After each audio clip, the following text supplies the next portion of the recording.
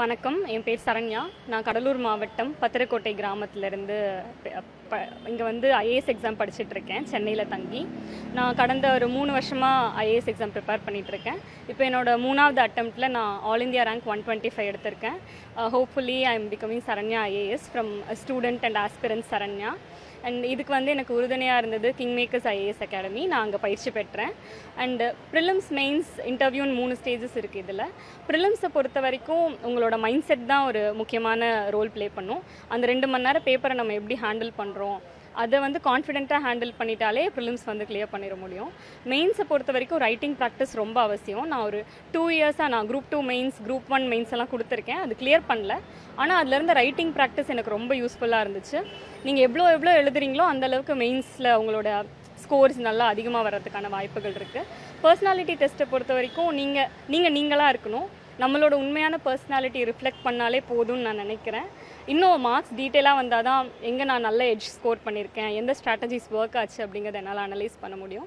இப்போ நான் சொல்கிறது என்னென்னா, இந்த சின்ன வெற்றி வந்து இன்னும் நிறையா பெண்கள் அண்ட் நிறையா ஸ்டூடெண்ட்ஸ், ரூரல் பேக்ரவுண்டில் இருக்க ஸ்டூடெண்ட்ஸ் இந்த போட்டித் தேர்வுகளை எழுதணும், வெற்றி பெறணும் அப்படின்னு நான் வாழ்த்துறேன். ரொம்ப ரொம்ப மகிழ்ச்சியாக இருக்குது. என்னென்னா, நான் ஏதோ ஒரு ரேங்க் வரும், ஒரு வேலை அப்படின்ட்டு இருந்தேன். 125th ரேங்க் அப்படிங்கிறது நம்மளால் எவ்வளோ இந்த சொசைட்டியில் மாற்ற முடியும், இன்ஃப்ளூயன்ஸ் பண்ண முடியும் அப்படிலாம் நினைக்கும் போது still I am feeling overwhelmed. இன்னும் நான் அந்த ரியாலிட்டிக்கே வரல. ரொம்ப மகிழ்ச்சியாக இருக்குது. எவ்வளோ சாக்ரிஃபைஸ் பண்ணீங்க 4 இயர்ஸ்? எவ்வளோ காலம் எடுத்து படிச்சிங்க?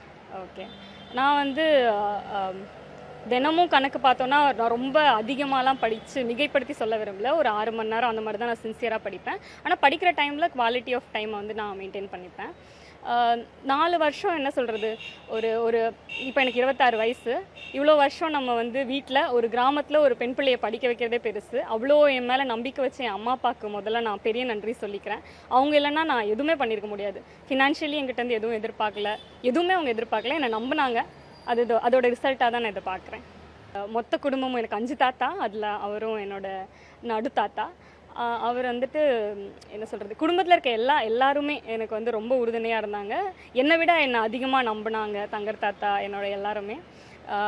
ஒரு மொத்த குடும்பம், ஒரு பேரண்ட்ஸ், ஃப்ரெண்ட்ஸ், இந்த ஃபுல்லாக சேர்ந்து ஒரு சப்போர்ட்டிவாக நடக்கும்போது தான் இந்த மாதிரி ஒரு வெற்றி கிடைக்குதுன்னு நான் நினைக்கிறேன். யங்ஸ்டர்ஸ்க்கு அடுத்து எழுதுகிறவங்களுக்கு நீங்கள் என்ன அறிவுரை சொல்லணும்னு நினைக்கிறேன்? ஓகே, அறிவுரைன்ற எக்ஸாமை பொறுத்த வரைக்கும் உங்களோட ஃபுல்லஸ்ட் ப்ரிப்பரேஷன், டெடிக்கேஷன் எல்லாமே கொடுக்க முடியும்னா மட்டும் கண்டிப்பாக இந்த இதுக்குள்ளே வாங்க. அண்டு பவர் ப்ரெஸ்டீஜ்க்காக வர வேணாம்.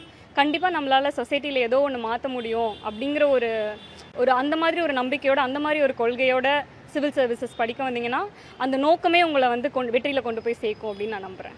சரண்யா ஐஏஎஸ் என்ன நோக்கம்? ஐஏஎஸ் என்ன பண்ண போகிறாங்க? ஓகே, ரொம்ப கிளியராக என்கிட்ட ஸ்ட்ராட்டஜி இல்லை. ஆனால் ஒரு 2 பேரோட கண்ணீரையாவது என்னால் துடைக்க முடியும்னு நம்புகிறேன்.